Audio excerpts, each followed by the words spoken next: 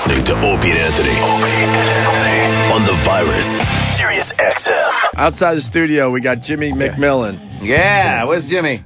Rent is too damn high. Rent is too damn high. Look at that. Nice suit, nice button he's got there with the motto, the running the platform. Thank you. Hello. Thank you. You met the guy. You met the man, baby. Here he is. You are the man. You're a big star, sir, and I'm hoping it leads to something for you. Rent is too damn high. No, let's say, like I said, say rent is too damn high. Now take a deep breath, say for too damn high. Yeah, that's how you do that. Yeah, see, you got that in you, man. Damn. You were the standout of the debate, I got to say, because we saw Cuomo, business as usual. We see Palladino, that guy, I don't know about him. And then we got Kristen Davis, who's, had her issues and stuff. And you came up there with a legitimate platform. You believe the rent's too high for your constituency, That's right. and you would like to lower the rent. They are not taking this serious. They want to play politics as usual, and I'm not. I'm 64 years old, and I'm watching all these children grow up with nothing, and people can't raise their family. People working 8 hours a day and 40 hours a week, a third job. I've had enough. I'm here to I got into this race to be a rabbit, and not like I'm making love to somebody. Be a rabbit. Of course, sir. To be a rabbit in a marathon, set the pace is what I got in this race to do. You're going to address those issues. If I ever sit on the stage with you, you're going to address the issues that's causing the people to suffer. And that's what I went to do. I hit him so hard with rent is too damn high.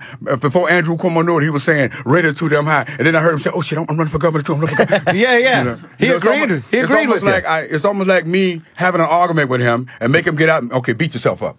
He agreed with you also. He was like, I agree, rent is too damn high. So he don't need to be governor. And do you notice, by the way, the Post, now they have Jimmy here, rent is too damn low. They're implying that you shouldn't be complaining about your rent. Post endorsed Cuomo. Yeah, of course. So they're going to find stories that are not good about you for Cuomo. Yeah, Jimmy, that's the big story today. This is a witch hunt. They're saying that your rent is too damn low. You live in Flatbush in a one-bedroom, $800 a month, and they're saying you should be paying more for that. And we just had a whole discussion about it to start the show today.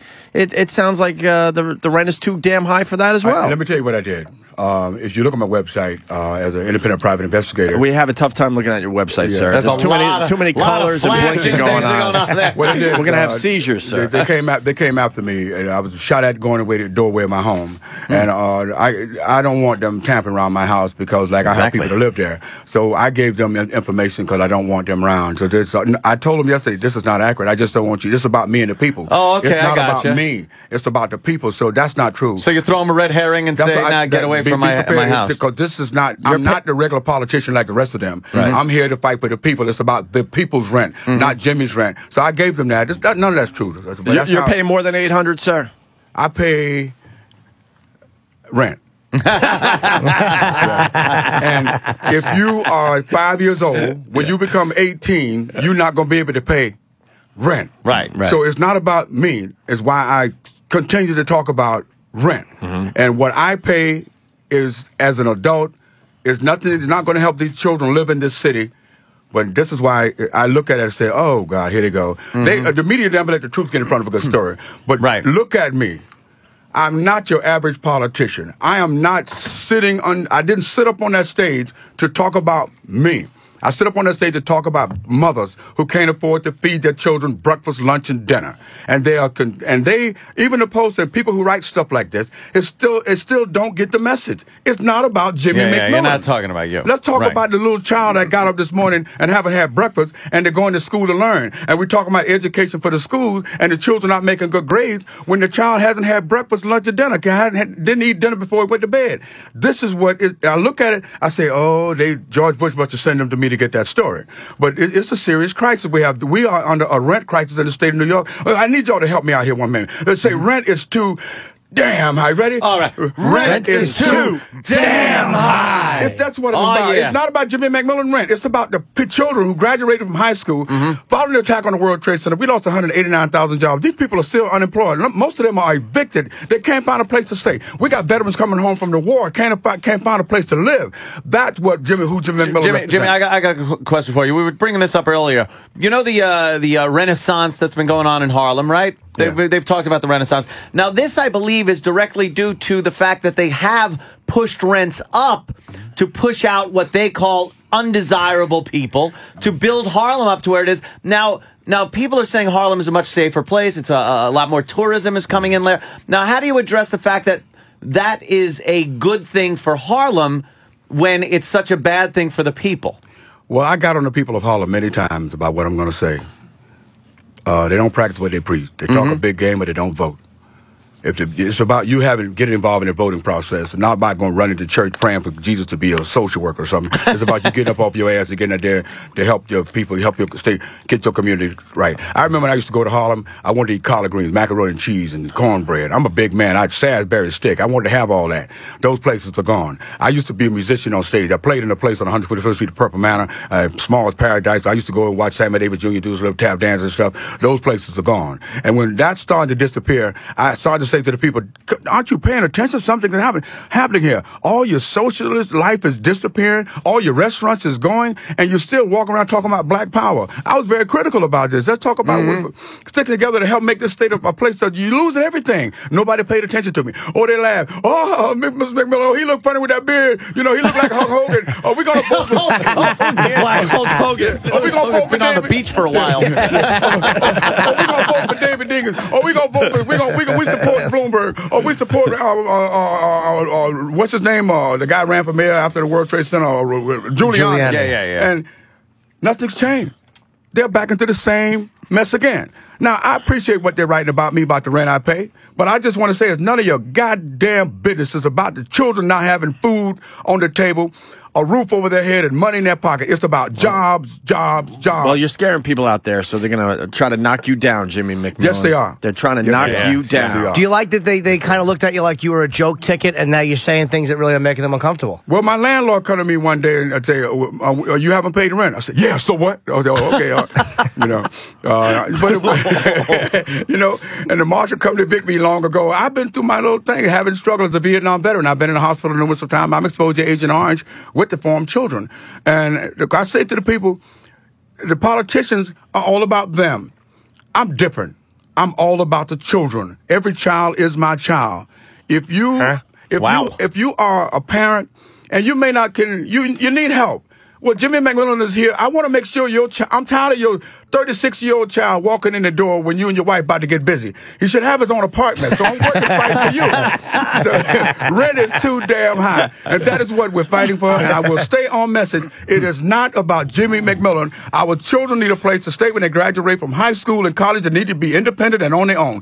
Okay, so where is the money coming from so we can lower the rent and still operate these places so they aren't disheveled projects? Where does the money come from? People say that I'm a one-issue candidate, and that's just my point. I have created an economic state of emergency bill that will allow me. You own a restaurant. You're paying $12,000 a month for rent, and you live in an apartment. You're paying $1,800. I'm going to reduce your rent to $6,000 a month, and also reduce your property taxes. You live in an apartment that was built before 2001. I'm going to reduce your rent to $650 a month, but you have to hire some people to work. And if you hire people to work, I'm going to have at least 3 to 6 million jobs by 2.5 years or less. And when I reduce your rent to $650 a month, you're going to get that money, go out and buy something right away. Problem solved. Oh, so you're saying it brings some stimulus, as they say, to the community. You got some money being poured into the surrounding area. Simple. The president don't have to get involved in this. You need people up top that can think and what we need. This is the stimulus for the people. I understand. Now, how about you say you lower the rent? Yeah. Now, how about the guy that was collecting their rent? Right. Now, he has less money, and he's not able to maybe hire people, or then there's a teeter-totter reaction with your strategy there. What about the landlords and the people that were collecting the rents? They have less money. Now, they're not able to make as many jobs, and they're not able to spend as much money. No, wait. Okay. Landlord collect your rent. I reduced your rent to $650 a month. But your landlord got violations against him. They've been giving him the green light to raise your rent, knowing that it was a violation to do so. The landlord been charging him late fees for paying his rent late. That's a state violation. The landlord has not returned his interest from the security deposit. So the landlord has not complied with the law. He has not been entitled to the rent increases since the moment after the attack on the World Trade Center, because this is where it started. But I have prepared a plan called a net operating loss for the landlord who you paid all this money for $12,000. Net operating loss form for the next 4 years. You'll be able to fill that out and regain your losses under the president. Guarantee Investment Act and Recovery Act, the money's already there. Oh, so it's federal federal money that will pour into the state to compensate for the landlord. That is it. And then, okay. It's already there. I got you. The problem is the people in Albany right now, they are real estate brokers and real estate moguls. Elected officials, they're not going to cut off the hands that feed them. And my job is to come and tell the Good Old Boys Network, the party's over. The party's over. They don't want to cut your rent, because if they cut your rent, they're taking money out their pocket. But I'm here to say enough. And that's what, it's a simple process. They make it look hard, but didn't it sound simple? That's how simple and easy it is to run this government. Take all the politics out of this and make it easy for the people to live here. And it's a stimulus for the people. We've had mortgage fraud, real estate fraud. As a private investigator, there are real estate Ponzi's going on right now, where they're selling illegal homes, and homes are going under foreclosure with illegal papers. And they're still selling these homes. I pointed this out in 1993. In 1994, I walked from Brooklyn to Buffalo, New York, complaining about the same thing, and no one listened. No car? They all laugh. That's what I'd be complaining. They all laugh. It's hard to listen when you're zooming by at 70 miles an hour. They all laugh. When I walked, I slept outside, and I was in the Adirondacks. And somebody said, "Oh, Mr. McMillan, they got black bears up here." That's what sound like family to me.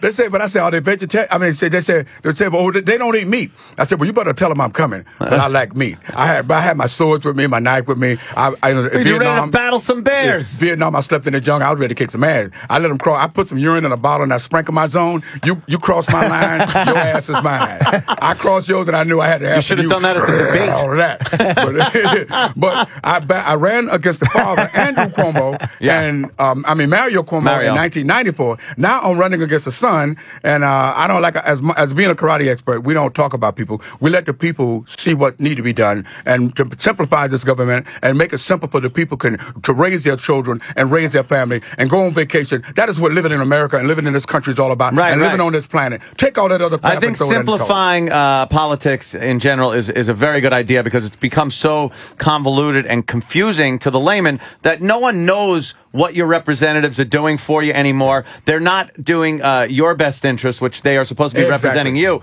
Like, I see some laws that get put in place, and you go, what citizen would have wanted that? How does a representative put that in place when the citizens would never ask for that? Because he has a stake in it. Exactly. You think these storages are popping up all over the state for no reason? Because the elected officials has invested stock.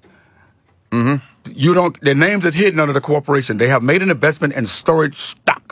And they're getting filthy rich. Every time I go to watch somebody put their stuff in the storage, I want to really cry, man. I'm a Vietnam veteran. I came home, and my brother's families have no place to stay. When the veterans come home from the war, they have no place to stay. They stay to sleep in the street. I want to let everybody know something right now. Jimmy McMillan is turning this country, hopefully, into the rent revolution, where we all need a place to stay. The information that you read about me and the rent I pay is bullshit. I told them that because I'm not a politician. They can what. I'm all about the children. The children who graduating from school, leaving the place, and need jobs, jobs. Say it, That's Jimmy. what we all about. Economic and job. It's not about me. No Don't nonsense. come to me and ask me a story about my personal life. I used to be a stripper in a nightclub. I got it on my Facebook page. Because I know they would come to me. If you're an adult and you need stimulation or somebody you can't get it up, call me to come and I'll dance to you and your wife. But when it comes to the children who need breakfast, lunch, and dinner, and this is my niece, and she knows that I used to be a stripper. Okay. You know, the family didn't know. I hid it away from the family. And my mother said, "Son, why you tell me? I would have loved to come on one of your shows." Oh, damn. My mother's a comedian. She'll tell you her grandmother is funny as hell. But the question is that these folks give me love. They accept me for me being me. And the question is that, and when I realized that we all, if you see a child, if you're in a store and you see a child trying to buy something, which I do in my neighborhood in Flatbush, they don't have the money, so I walk behind them because the mother told them, "Don't take money from a stranger." I ball up $1 and I drop it on the floor. And I said, "Excuse me, you dropped that?" So this is what you have to do. You want us all doing that? We got to start dropping money around? No, just ball it up and drop it on the floor behind him and say, did you drop that? But it's not about you. Yeah. You may have a heart attack and drop dead, and that little child may see you fall and may come to your aid. Is that tax deductible, though, that dollar now? Where? That crumbled up dollar? Can I deduct that from my taxes? My taxes. But you got to do that. The Virus. Sirius-XM. This is the Opie and Anthony Show.